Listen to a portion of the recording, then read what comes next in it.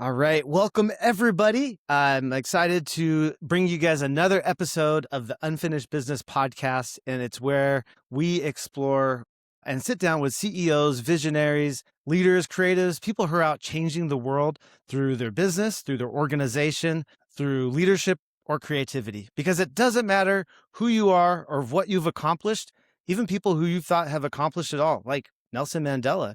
There are still things when they were at the top of their career that they wanted to accomplish. And so we explore those here today on Unfinished Business with Eric Mulvin. Unfinished business. Where people in tech connect to amplify. Unfinished business. Human intelligence plus AI. Unfinished business. Moonshot goals that launch you high. Unfinished business. Listen close and you'll learn why. This episode is brought to you by PackBiz Outsourcing. At PackBiz, we help transportation, e-commerce, and software companies outsource their back office tasks with a powerful team in the Philippines that are dedicated to you as remote employees, helping your business improve support, scale faster, and grow while keeping costs in check. For example, we've even helped one client save over $600,000 a year in payroll costs by using dispatchers from PackBiz.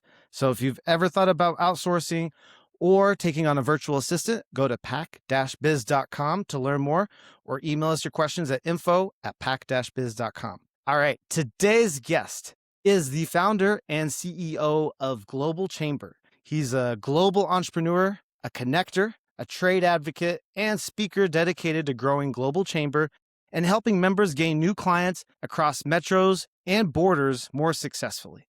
He's had over 40 years of global trade experience in nearly every market segment, including automotive, aerospace, industrial, healthcare, life sciences, and technology.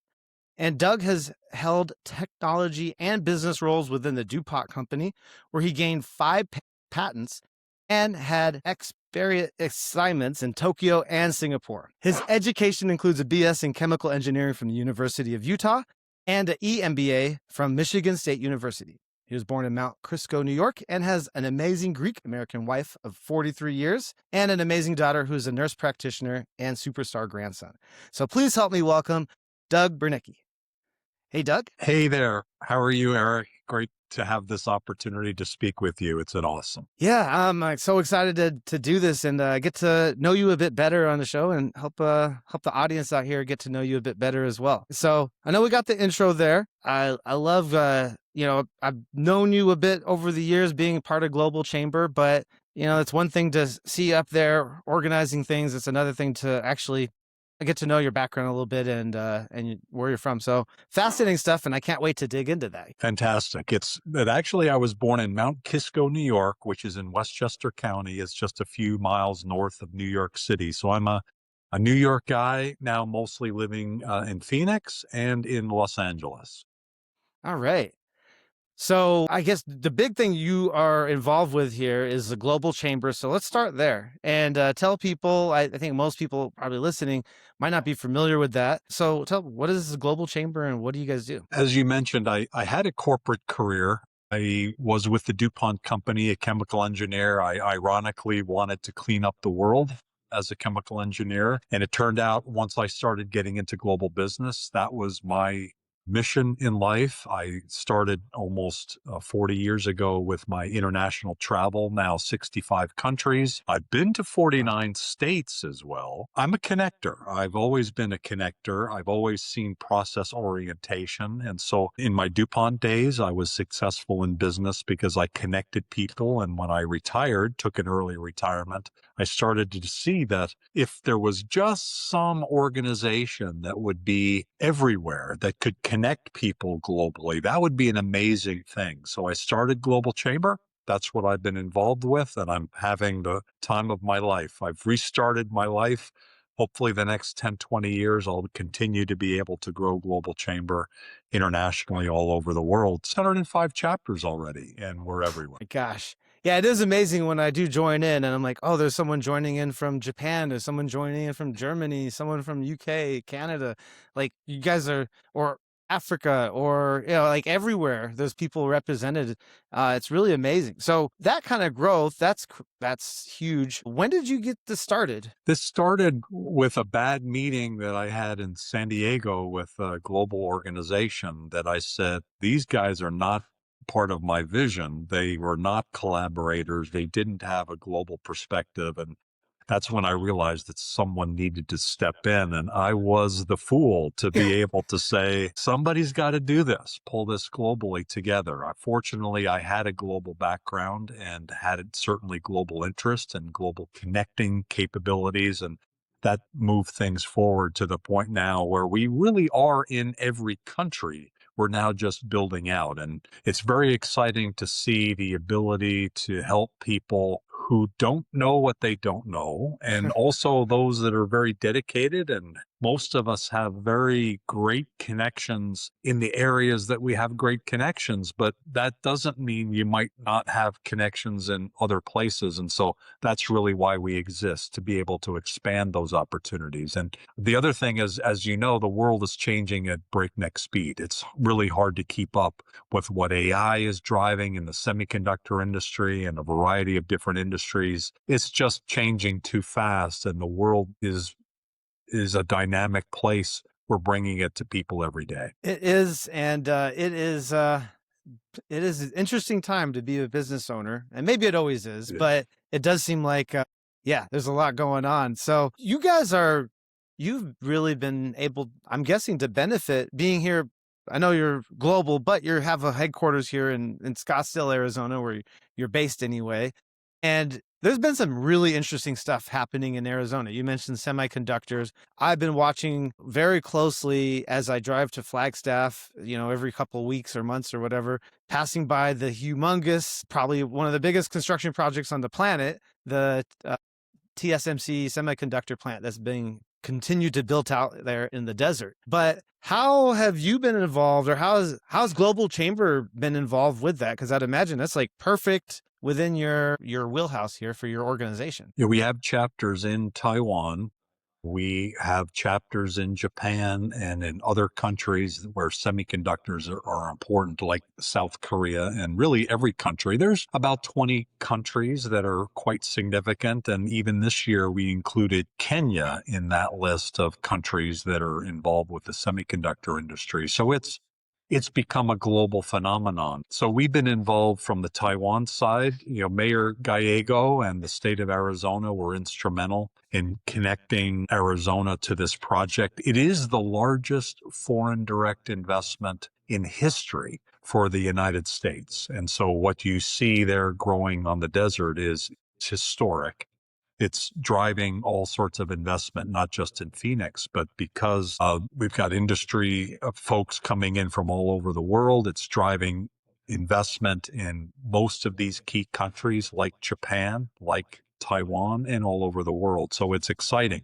One of the things that we did start was the Global Chamber Semiconductor Summit 5 years ago, and that was largely driven by the Japanese government, who told us 5+ years ago that, hey, we want to encourage Japanese companies to be involved in this investment in Arizona. So let's set up a semiconductor summit at Global Chamber so that Japanese companies could come to see Arizona and begin to invest here and become part of the supply chain. So that's what we've done. And we just actually did the last 5th one in February. We've got another event in October in San Francisco. And then we'll, of course, do the 6th annual semiconductor summit next February in Phoenix as well. So those are some of the ways that we participate. It's a very dynamic. Yeah, I've been trying to, as much as I can, even though it's a little outside of my industry, follow the news here just because of being a Phoenix resident. But yeah, I've seen the benefit of that. Like, I think Fujifilm, one of the Japanese companies, they've moved manufacturing here as one of the suppliers for the TSMC. And so, yeah, I don't know if you know any numbers off the top of your head, but the ancillary businesses that have come, just outside of that initial investment has been really fascinating to see across all of the Arizona, really. There were a handful of Japanese companies 5 years ago in Arizona, and now there's over 100. So the change has been dramatic. Similarly, there were almost no companies from Taiwan And there are now dozens and approaching 100 companies from Taiwan in Arizona. So that's a really dramatic change in the last 5 years. One of the reasons why I started Global Chamber 10, 11 years ago was I saw nothing global in Arizona. There was relative to New York, relative to LA, relative to Tokyo, places where I've lived.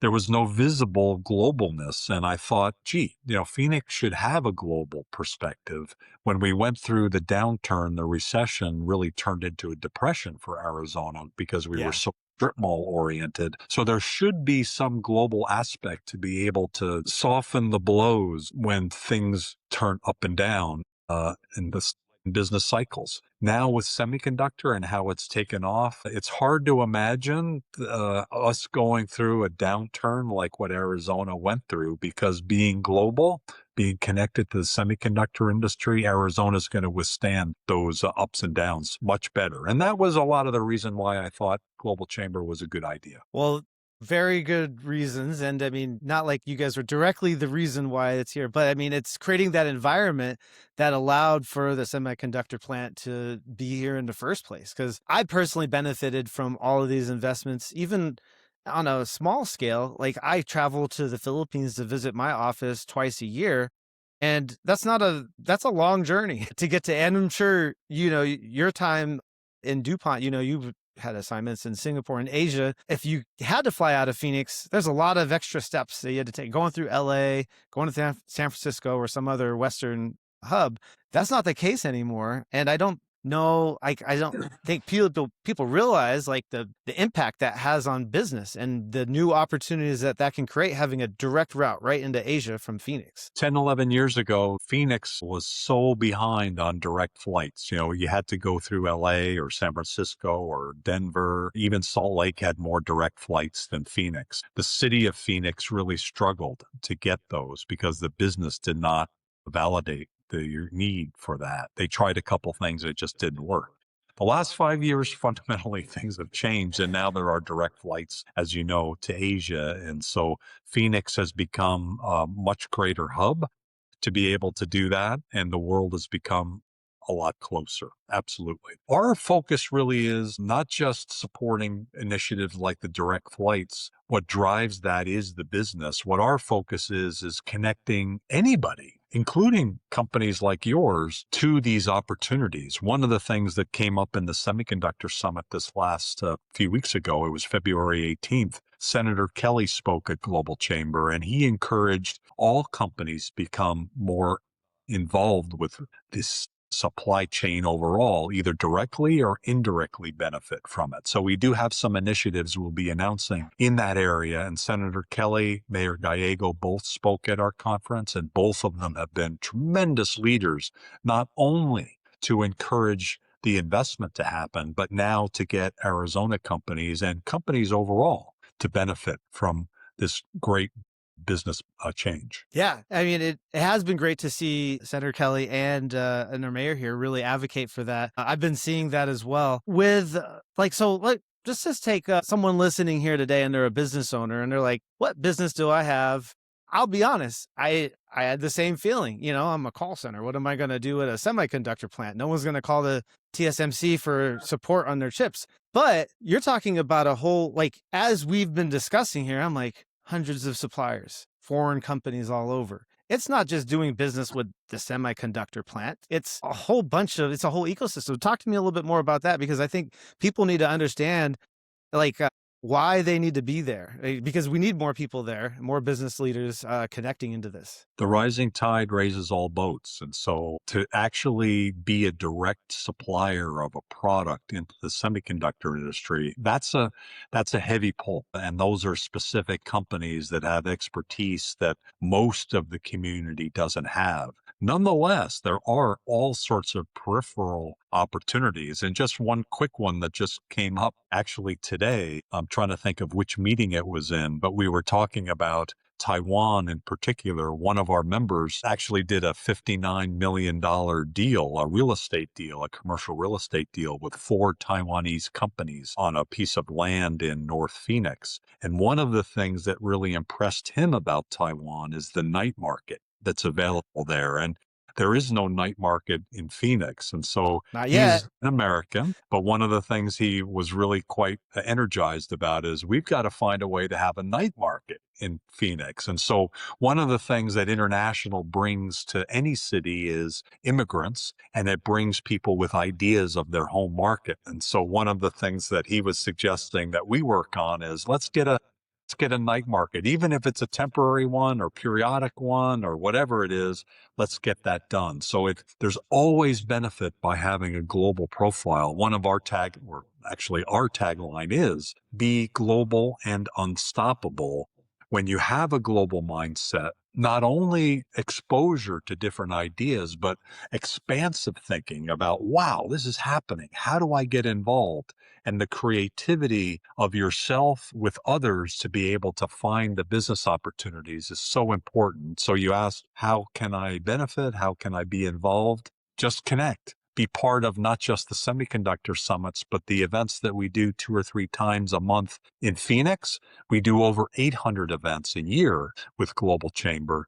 Get involved with the global tribe, and your mind starts to expand into how this can benefit you and your business. Yeah. And I mean, I could say personally, I've definitely benefited as well from getting to be able to connect with other business owners here in Phoenix. Like I was speaking at I did a talk recently, and I was connecting with some of the other panel speakers that were marketing agency owners in town. And that's, you talk about, like, there's always that phrase that's so cliche. It's not what you know, it's who you know. And for people like, I think of people like me. I grew up in Phoenix.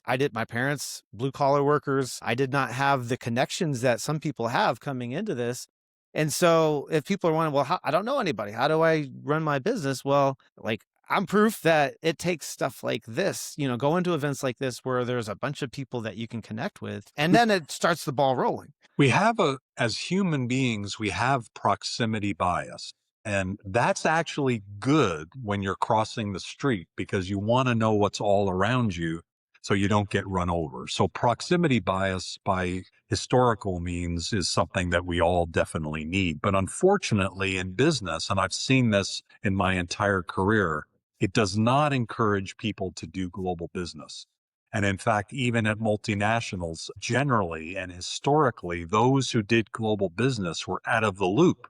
Because to get advanced in companies, you need to be close to people. You need to be at the water cooler. You need to get to know people at an intimate level. And if you're doing global business, you're traveling, you're away from people. And so it's quite the opposite of generally people that are global are not advancing like they should historically. Mm-hmm. They're out of the loop. They're different. They're not us.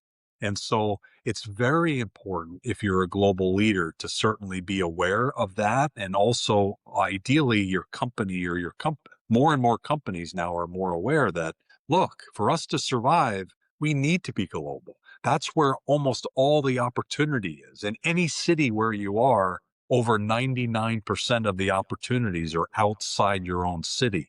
And so you've got to be culturally aware. You've got to have presence in other places. It's not easy. And that's why Global Chamber is here, to be able to help people through that transition. And we're the global tribe. Global tribers know that, understand that, and are sensitive to that, and are very supportive. Yeah. And you've lived this life living on the road. I mean, when you tell those stories about not being connected and not being near the water cooler, I'm guessing that's from personal experience while you're spending a long time in Japan or Singapore, having to do work there, and then you're coming back to the office trying to catch up. Because this is before all the Zoom days and all the, we're a lot more connected than we were in the past. So that's interesting that you had to go through that. Well, even with those kind of video calls, as it turns out, like especially if you're in Asia, you're typically relegated to the midnight shift.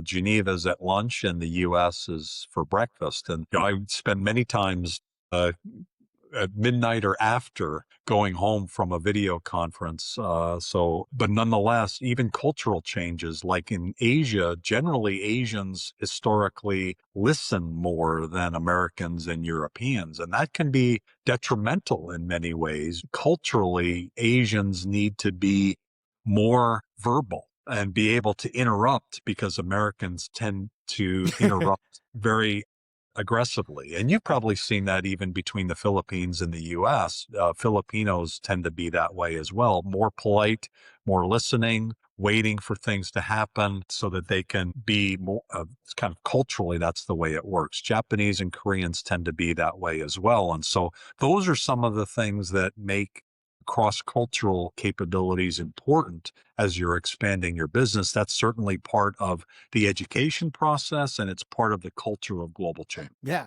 And, you talk about education, and I think it's such a big thing because a lot of like that's in a way that's part of what you're offering through the whole program is like, hey, you're going to learn how to do global business. I know you guys put on workshops. You have people coming out to speak all the time. But you've also set up really amazing partnerships. Like I know the Thunderbird Global School of Management is, I don't know if you have any others, but you guys have really gone, it's one thing to just organize people. It's another thing to create these partnerships where you're really looking beyond just those connections and how can we get these business owners equipped with the skills they need to be successful?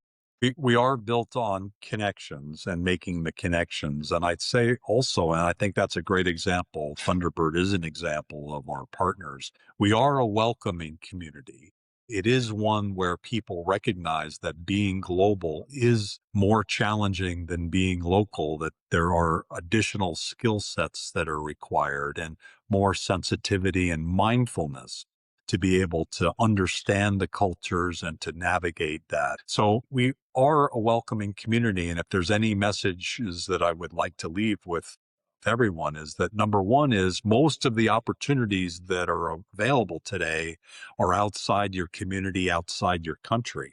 That means to be able to be aware of those things and to be able to navigate the business cultures to be able to be successful. There's no other organization other than Global Chamber that does that. Every other organization is, when there is an international conversation, it basically is a local organization talking about global. We're the only one that connects in to Tokyo and to other places around the world to be able to make the connections to be successful. And so we're very proud of that. And we've got a variety of other things coming up, like a global portal, like Globy, which is an AI tool that allows members to connect in faster and better ways to connections and business deals around the world. So we've got more to come, and we've been able to make some decent progress so far as well. Awesome. I wanted to touch a bit on AI. It's one of the things we like to talk about on the show. And being in the position that you're in, I'm really interested to hear your perspective on AI. One of the questions I like to ask people is we're hearing so much about AI everywhere. And now you're talking about also using it in your organization. We're all, I think, every business leader is having the same questions. Like, where do I put this? Where can we make the investment to get the biggest return? Because you could easily, just like anything in business, spend money and not see any results if you're not targeting it in the right direction. So I don't know. What have you seen in either in your organization or in the marketplace? What are people doing with AI that's really successful so that they could maybe focus in on part of their company that they could see some results? So the article that came out and blew up the internet a few weeks ago, something big is here or something big is happening. It's here. It's an amazing technology. Everyone needs to be implementing AI last year. And if you haven't started, and if you just kind of touched the surface, definitely jump in. It's so critically important. It's funny, Eric, that you're so connected to the Philippines. Our AI tool was developed in the Philippines as well. And so it started happening about a year ago almost. And over the last year, we've been perfecting it and building it. And ironically, about 6 weeks ago, the development team in the Philippines started to say on a weekly basis in our weekly calls that something big is happening, that suddenly everything is changing at such a rapid pace. And then that article came out, something big is happening, that blew up the internet about 2 to 3 weeks after I'd gotten the early signal from our development team that development was happening so much faster because of the AI technology changes. And so we're using AI to be able to connect members in faster and better ways to opportunities around the world. And I think it's hard to predict exactly how all of this is going to come together, but I do know that it's changing at a faster pace than most of us can really grasp. Yeah, that is for sure. Well, you've been through in your career big shifts in technology. And right now, again, leaders are trying to think about where to invest, how much to invest. I really hope at this point it's not if to invest or not. I think that position, that time has passed. It's, and like you said, it should have been last year or maybe the year before. Well, I will say that because you touch on a point of the speed of the changes. Mm-hmm. You mentioned about my 5 patents that I have. And those days I was at the experimental station for DuPont and I was working with brilliant people. I was a test case. They were wondering, could they send an engineer in and get all of these brilliant research people to actually work on commercial product?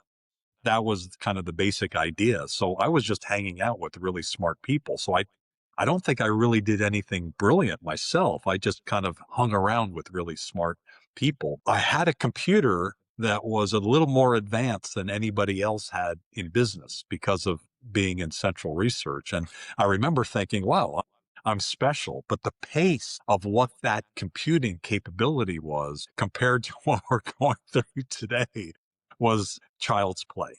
It really was. That was the beginning of the internet. That was in the mid 80s and the late 80s and the early 90s. It felt like it was fast, but what we're going through today is monumentally faster, so much more. One of the things that was happening in that article about something big is happening, it was comparing the COVID impact on society versus what's happening today. And COVID also, to some degree, is really child's play in terms of the change in society that was happening then was really evolving week to week. We weren't really realizing what was fundamentally happening. It took months for us to really see it. And maybe for many people, it took years to really understand what the change was. It took a decade for people to really grasp what the internet was happening. It's really a weekly thing, almost daily thing right now with AI. And so I don't know what's going to happen. I do know it's happening at a breakneck speed and that we need to implement it immediately. Yeah, definitely. Well, thank you for sharing that because, that's the kind of perspective I was looking for. Like, what have you seen with the pace of change? And I think people are not realizing how quickly this is changing. And it is this is actually exactly what I told my team in the Philippines about a year ago when I saw the impact it was having with the call centers. And I think for me, I've been able to benefit a little bit in being in the call center space where we see it coming faster than other people. Maybe your industry isn't impacted as much by AI. And so you're like, I'll put it off a little bit. I'll get to that. Where for us, it was taking jobs away already a couple years ago. And the things that you could do with it with a call center are so powerful. So we got into it something early. big is happening article that, here's a guy who's in Silicon Valley saying, look, here I am. I'm the guy that's telling you it's changing everything here. It's going to hit you very soon. And so I view it as 2 aspects. One certainly is the challenge that we need to change. And the other is the opportunity. Where are things evolving? Where are things going? And I know the answer is global. And that's why I think right now with Global Chamber, we're well positioned to be able to help people navigate through what these opportunities are. And so we've evolved into certainly using Globi, which is our AI agent to help members connect up with opportunities. And also we've got a variety of different market segment groups that are forming to be able to connect people to opportunities. We also have a portal launching on May 1st. That allows people to connect up in better ways through AI. And so we're trying to stay ahead of it. I'm not sure we can be successful to really stay ahead. We're just trying to really keep up and help our members keep up because it's going to be an exciting ride. That is for sure. That's, why we've been jumping into it too and pivoting. We've been developing our own software. And I think that's what companies need to do. And all right, talk to me about this a little bit. So, we're a call center and now we're developing software that we're going to sell to companies that's going to listen to calls. It's going to coach the agent to do better on the phones. But that's a complete shift from our business. What have you seen? What are some examples of businesses you've seen being maybe part of the Global Chamber through your career that have made that shift? Because I think that's something that a lot of companies need to look at doing to be successful in the future because new opportunities are going to pop up. that never happened before. That's absolutely true. I mean, it's a complex situation to be able to come up with a technology and then enter a new market. And so I would say it usually comes down to talent. Do you have the ability to navigate and understand what the market is really calling for? Because what's happening now is the markets are changing so fast.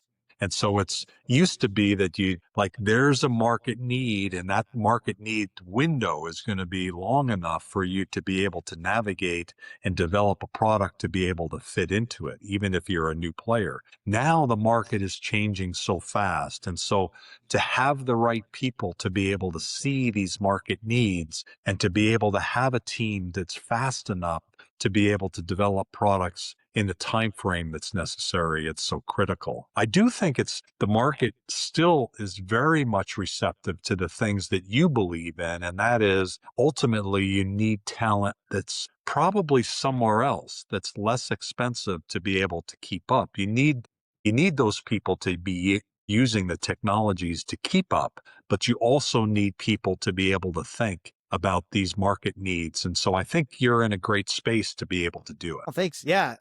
This is one of the things, like for us, we have clients in small towns, some places, sometimes where they have a person answering the phones. I'm like, look, maybe you think you might be some little company in the middle of America, but if you're running a business and you're having trouble answering the phones, you could tap into the global workforce right there very easily. And now you've become global. And that's just one small way. But I think when I had my first startup, it was a transportation company, and I wanted to disrupt the transportation industry. It was before Uber and everything. And I was working with a startup out of Germany that developed the software for dispatching. And I had suppliers in like different places. And I was just 26 years old, fresh out of like starting my first business. But I think people really need to challenge themselves. The business is way more global than people realize.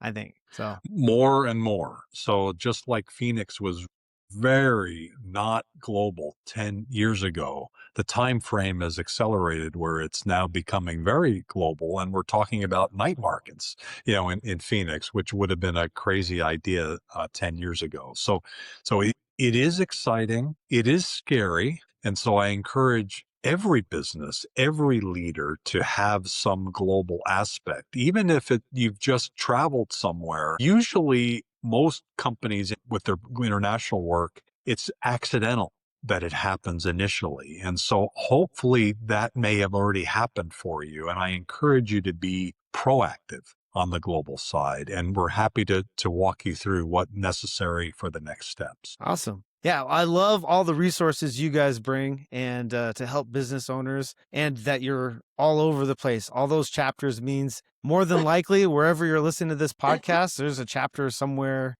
at least in your country.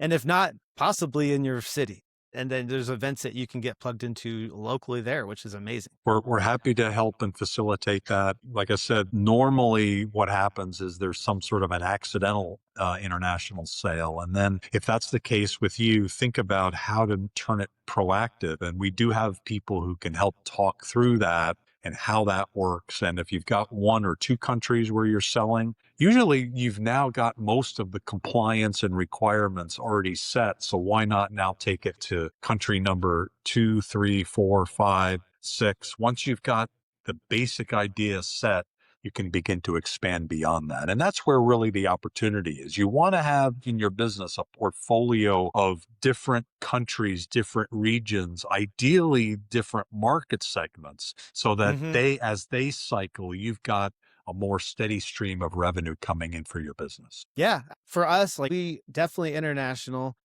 We have like 50% of our business is overseas. So I could tell you during COVID, man, what a game changer for us. Just like how Arizona struggled so much in the 2008 recession, because we had everything was construction, everything was built around these industries that collapsed during the bad economy. But when things are bad in one place, doesn't mean things are bad everywhere. And it definitely helps make your business so much stronger. So being able to tap into that, and going back to that, the things you don't know, you don't know what you don't know. It's amazing the opportunities that are out there globally. Like I was traveling last year in Sweden and Norway, and I didn't realize, like, I called for a taxi, and the people spoke English. I'm like, wait a second, like, why am I not trying to target this market? But but you get exposed to that kind of stuff when you're here attending these kind of things, and you start to see, what's going on in other places, and how do you see that if you don't ever get out? So this is one way to do that, even if you're not traveling in person.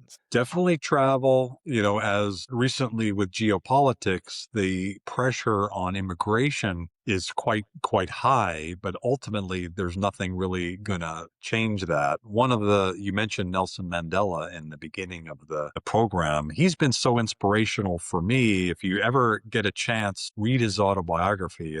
I think it's about 30 hours on audiobook, and that's how Oh, long wow. it took me to get through it. But he was so inspired in his early life how in the region where he lived in South Africa, tribe by tribe, they would not allow marriage between the different tribes. Even though, for us, we look at the people, they look the same, but by tribes, they were not allowed to integrate. That's the way human history has evolved until people like Nelson Mandela said, look, that's not right. There is a global tribe. We should be doing and thinking bigger than this. We should be connecting bigger than this. And that's what really inspired me about his early life. And of course, there are many aspects of Nelson Mandela to be inspired by, but that's certainly part of it, that we don't advance when we stick to our own tribe. We advance when we connect across. That's where certainly challenges exist, but opportunities exist, and we'll progress faster when we do that. Man, I have like 10 questions I want to ask you after what you just said to go into geopolitics and stuff, but not enough time to go into all of that. But it is really powerful what you just said about by being connected to that global tribe. That's where like people need to understand that, and I think it's one of the fun things I get to help people experience when they start working with me, realizing, because it's funny. One of the biggest feedbacks I get when people start working with me, because they're used to working with what's in their bubble. And they're like, I had no idea this work ethic still existed in this world. That they just thought like, this is the only kind of person I can get for this job, and that's it. And no, there's opportunities all over. By connecting us, like that creates new opportunities. And I wish I had more time to dig into some of the ideas I had on the questions here, but I appreciate you sharing that thought about this global tribe that we're all in. If people don't know what they don't know, usually travel does unlock some aspect of it. Like, wow, that's surprising. They do that here. I can't believe it. That's why immigrants are so important. It turns out there's about 5% of U.S. businesses that are foreign owned. 20% of U.S. exports are in those companies. So 5% of the companies, but they do 20% of the exporting. And exporting is so critical because that brings money back into the U.S. that builds roads and education. The reason why that's the case is those 5% of companies, they're from somewhere else. They know the world, they know the opportunities, and so they can then take products that are made here and bring them back to their markets. And so we want that. We want companies to own companies here in the United States or anywhere in the world. And by the way, there's nothing that can be done to stop it. As Kofi Annan said, stopping globalization is like arguing against the laws of gravity. You can't argue against it. It's going to happen. Humans interchange with each other and suddenly globalization happens. And so it is happening. Global Chamber is here to help facilitate. Awesome. Well, I really appreciate the vision that you helped set up today for the listeners.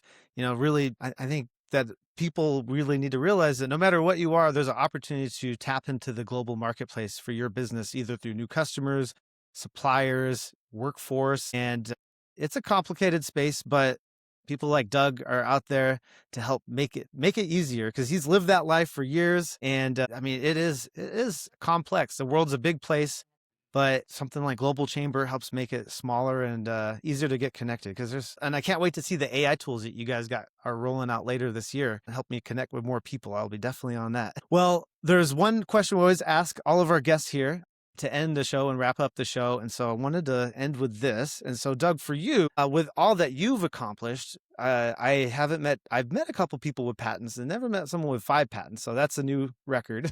But with everything you've done with this and Global Chamber now and building it out to where you have, what's some unfinished business for you? What's some things that you're hoping to still accomplish in your life? I mentioned when I got my patents, it was really just hanging out with really smart people. One of the guys, Frank, he had 83 patents, and I've actually was doing my work in the Carruthers building. He was the one that invented neoprene, and I'm very familiar with the whole background of how Teflon was invented as well. So it was an amazing experience to be able to be exposed to inventors. Frank, by the way, he had calculated how his dish water, when he washed his dishes, how fast the temperature changed so that he could reuse the water, and just brilliant beyond any practicality.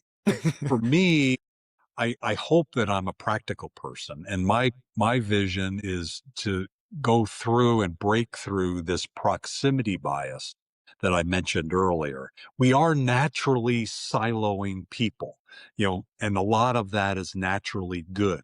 Our nuclear family, our family, and staying together as a family. That's another great example of what proximity and the importance of it is. But because we do that, we get stuck in our alumni groups and our functional groups and our town and our chamber, local town chamber group. Again, all good things, but we carry it to the extent where we don't break through. How do we break through to the next town, to the next state, to the next country, to the next function, to the next religion, to the next skin color, to the next anything? Global Chamber is the only organization in the world that breaks through all of that and says, look, it doesn't matter. Just bring your talents and your skills and your mindfulness to the table. Let's build something better. Let's make progress together. And so what for me is my driving force, and what my legacy hopefully will be, is that this guy's created something that breaks through all of that and allows people to excel on a global scale, create new opportunities for their business and for themselves. And because it doesn't matter if you're a man or a woman or what your religion is or your skin color or where you're from, you excel on the global marketplace because of what you want to do. And that's what I want to be able to build across 605 chapters, 95 countries, everywhere. Woo! I got goosebumps from that. Thank you for sharing that, Doug. That's an incredible vision that you have and hope for the future of the world. And, if we could all just do a little part to get us closer to that, I think that would be a great thing. So, well, thank you again so much. And for those people who listen and are like, I need to figure out more, how do I get plugged in the Global Chamber or connecting with you somehow? Where should they get plugged in? Globalchamber.org. It's easy to come in. Happy to help folks. Every day we've got folks coming into Global Chamber, connecting them to opportunities. It is a very welcoming organization. I love the fact that when I see we do all these events, we do up to 7 events a day, and I can't go to all of them, but when I jump in to them and I see the caring that happens and the support that happens, it's really encouraging. So I encourage, just jump into globalchamber.org and we're happy to help. Awesome. Well, go check that out, guys. We'll have links in the show notes as well, so you can find that really easily. And appreciate you guys listening. If you like what you heard today, you want to hear more amazing guests like Doug, please subscribe. You could follow us on any podcast channel. We're also on any social media at Biz with Eric, where you could follow us there. But thank you guys for watching and listening today, and we'll see you on the next episode. Bye, everybody.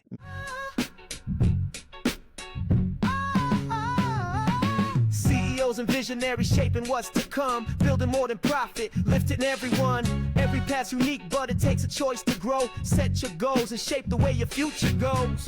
Unfinished business. Where people in tech connect to amplify. Unfinished business. Human intelligence plus AI.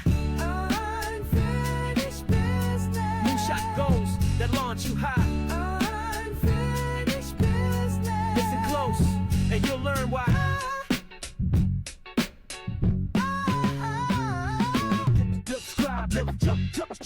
Subscribe, look for Biz with Eric online, and follow Unfinished Business on Spotify, Apple Podcasts, YouTube, wherever you listen.